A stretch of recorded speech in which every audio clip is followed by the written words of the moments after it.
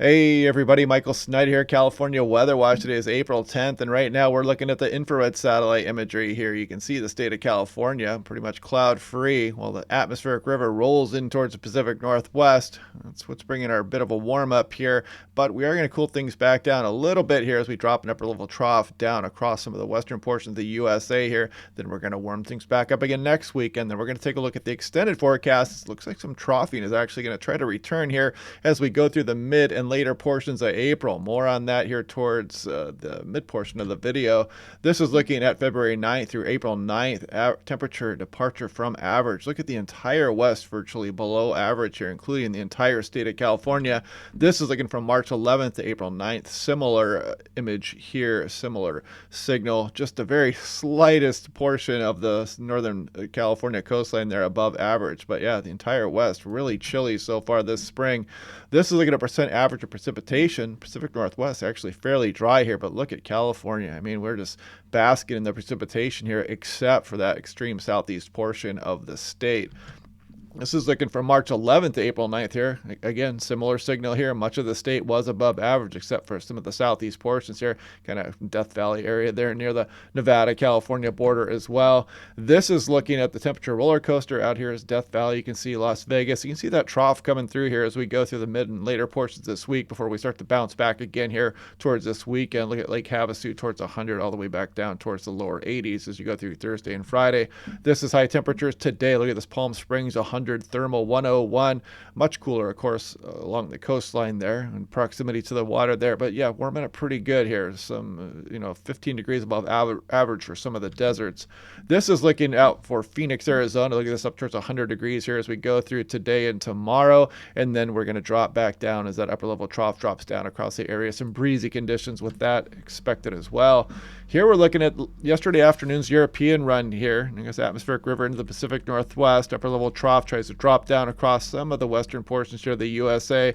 When we start to build that ridge again here next weekend, but then we get some troughing, extending a little bit further south here, might impact the northern portion of the state, or at least the northern half of California here with the system here as we go on in through the following week there. And you can kind of see the signal for some troughing existing over California, over the coastline here as well. So we may not be done with some of these systems here as we go through mid and later April, as you can see on through the extended, kind of showing that troughing still remaining here across some of the southwest.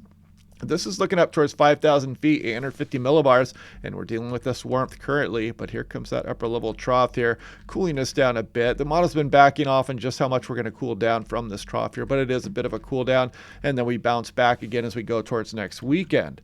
So this is looking at total precipitation in inches. This is yesterday afternoon's European. This goes out 360 hours, about 15 days, and I'm just going to fly through here and just to show you that we may not be done with some of this precipitation, even down across Southern California. We could get another round or two as we go on in through later April. Again, we're just kind of looking at tea leaves at this point, but the possibility does exist. We are looking at some troughing remaining nearby. This is looking at the GFS ensemble mean total precipitation. This is last night's run here as well, and this goes way off into the extended forecast. And if we put that into motion, you can see by the time we get in towards later April here, we do show that potential for some precipitation here across the state. So, yep, again, we're looking way out there, but it does show the potential for some troughing across the area.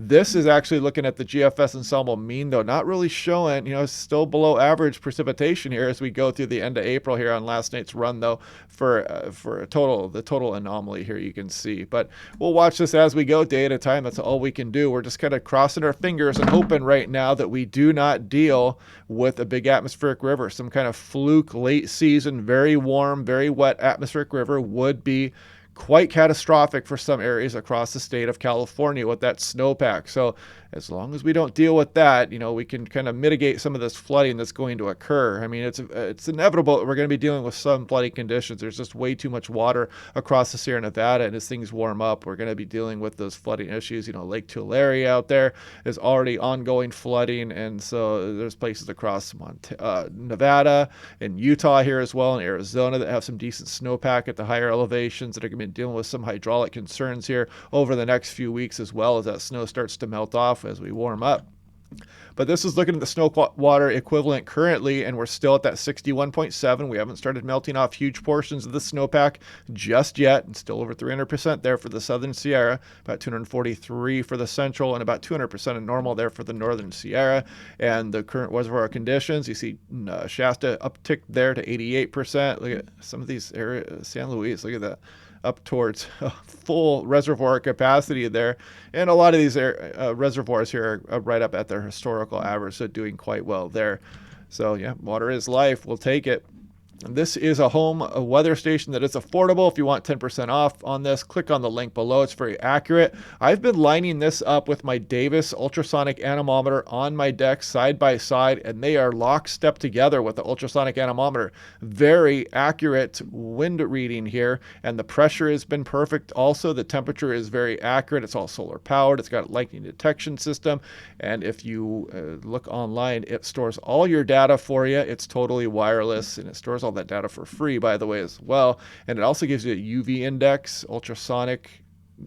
Yeah, I mentioned the ultrasonic anemometer, but it's UV index, and it does solar radiation as well. It's got a haptic rain sensor. It's kind of a work in progress here. It determines rain by the amount of vibration the raindrops bring to it. So it tries to estimate what kind of rain you're getting here, but it's also smart. It's a smart sensor as well. So it talks to the other stations around it here too. So if you turn that on, it tends to give it a more accurate reading here with the rain gauge. So a very interesting system here. I highly recommend it here if you want an affordable home weather station. So yeah, we're going to be dealing with that cold upper level trough coming down, but it is really moisture starved, so we're not going to be dealing with much precipitation across the state. Then we're going to warm back up again, and then way out in the future we're showing some return to some troughing off the coastline coming up, but nothing too sinister right now. And we're just trying to avoid that massive quick warm up with a very warm, rich moisture atmospheric river dumping a bunch of precipitation into that snowpack at the same time. That would be the worst case scenario, and that's what we're hoping to avoid here. So anyway, yeah, hope you guys are enjoying these videos. Click like and subscribe. Try to get the word out here, and we'll do this again over the next few days. We'll kind of watch what's coming off in the future. It'd be interesting to see how this evolves and how that snowpack is going to melt. But anyway, hope you guys are having a good day, and I'll talk to you guys tomorrow.